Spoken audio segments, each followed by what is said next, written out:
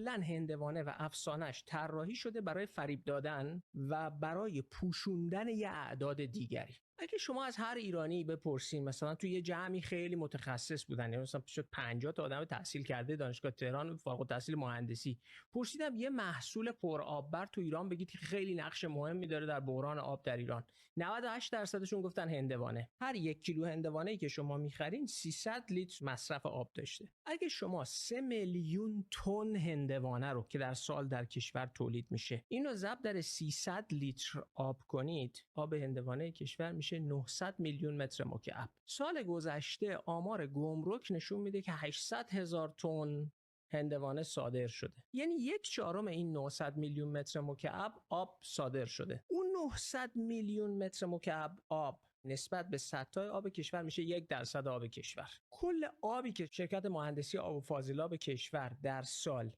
آب شرب و بهداشت تولید میکنه حدود 9 میلیارد متر مکعبه. متوسط هدر رفت فیزیکی و آب بدون درآمد شبکه‌های شرب و بهداشت کشور متوسطش 35%. 15% هم که آب بدون درآمده، یعنی مدرسه، پادگان، نمیدونم مسجد، اینا آب مصرف میکنن پول نمیدن، نمیدونم کیان. این 3 میلیارد متر مکعبه چند برابر کل هندوانه کشوره؟